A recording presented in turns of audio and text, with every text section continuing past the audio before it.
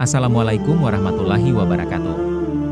Sahabat sekalian, pada kesempatan kali ini kita akan belajar bersama tentang Aqaid Homsin, yaitu 50 pokok akidah dalam Islam. Aqaid Homsin ini merupakan dasar keimanan menurut Ahlus Sunnah wal Jamaah, yang diajarkan oleh para ulama dari generasi ke generasi, khususnya di pesantren dan majelis ilmu. Mengapa Aqaid Homsin ini penting? Karena iman bukan hanya sekadar ikut-ikutan, tetapi harus dibangun di atas pemahaman yang benar. Dengan memahami Aqaid Homsin, seorang muslim akan tahu siapa Tuhan yang ia sembah, siapa Rasul yang ia ikuti, dan apa saja keyakinan yang wajib diyakini dalam hati.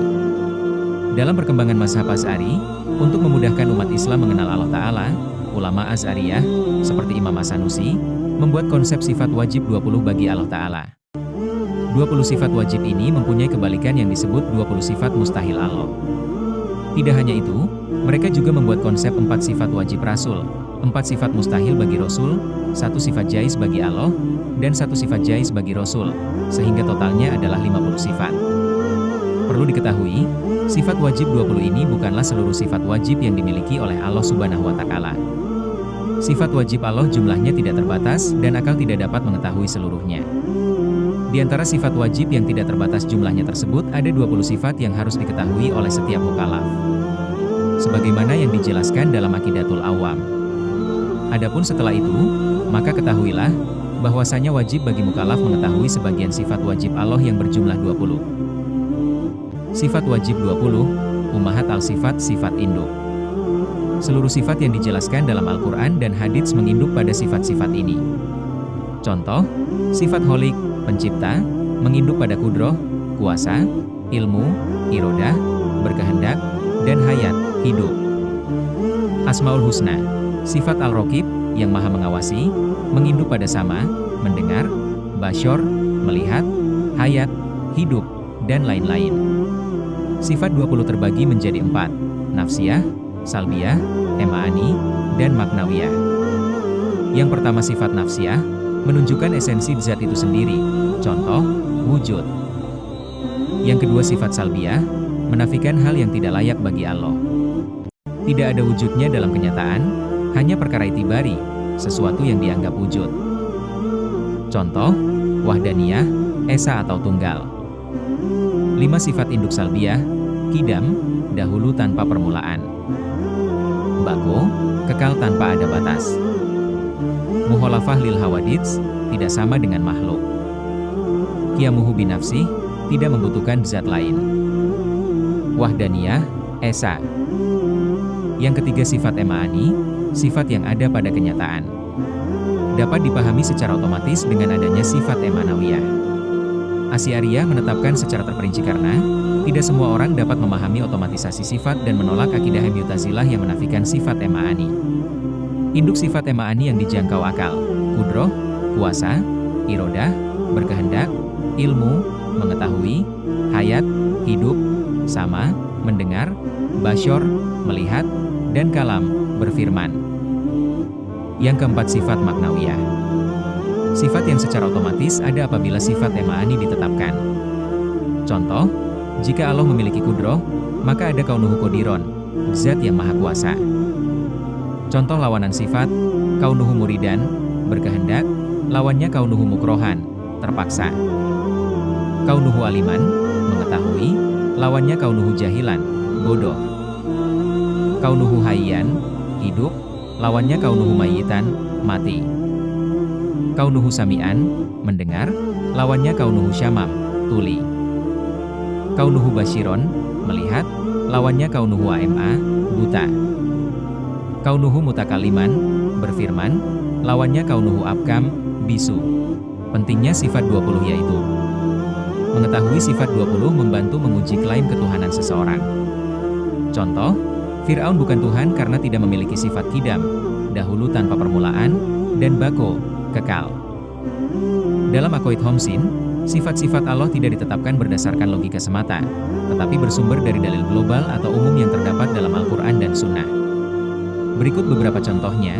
Yang pertama wujud, adanya Allah, dalil Al-Quran. Apakah ada keraguan terhadap Allah, pencipta langit dan bumi?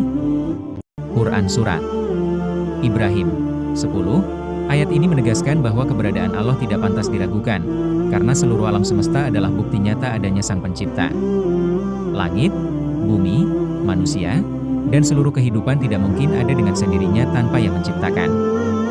Yang kedua kidam, terdahulu atau tidak berpermulaan, dalil Al-Quran. Dialah yang awal dan yang akhir. Quran Surat Al-Hadid 3, Allah disebut Al-Awwal, yang awal, artinya Allah sudah ada sebelum segala sesuatu ada. Berbeda dengan makhluk yang pasti memiliki permulaan, Allah tidak diciptakan dan tidak bergantung pada siapapun. Yang ketiga Baqo, kekal atau tidak berakhir, dalil Al-Quran. Segala sesuatu pasti binasa kecuali wajahnya. Quran Surat Al-Qasas 88, ayat ini menunjukkan bahwa semua makhluk akan hancur, baik manusia, alam, maupun dunia. Namun Allah tetap ada dan tidak akan pernah berakhir. Yang keempat Mukhalafatuhu lil Hawadits, berbeda dengan makhluk, dalil Al-Quran. Tidak ada sesuatu pun yang serupa dengannya.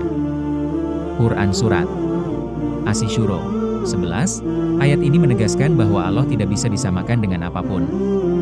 Allah tidak seperti manusia, tidak seperti makhluk, tidak terikat ruang dan waktu, serta tidak memiliki sifat-sifat makhluk.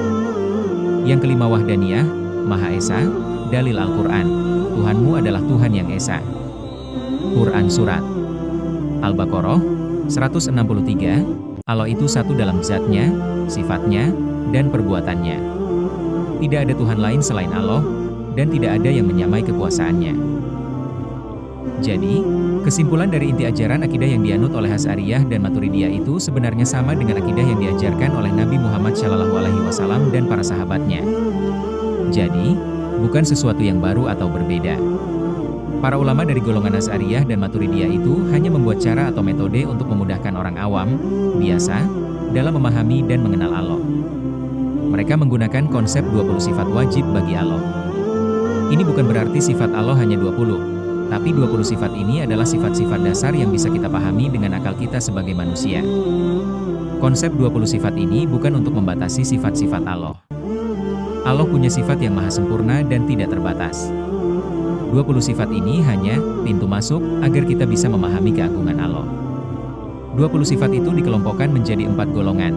Yang pertama nafsiyah, yaitu sifat yang berhubungan dengan zat, esensi, Allah. Yang kedua salbiyah, yaitu sifat yang meniadakan segala kekurangan pada Allah. Yang ketiga ma'ani, sifat-sifat yang menunjukkan kesempurnaan Allah. Yang keempat maknawiyah, sifat yang merupakan akibat atau konsekuensi dari sifat ma'ani.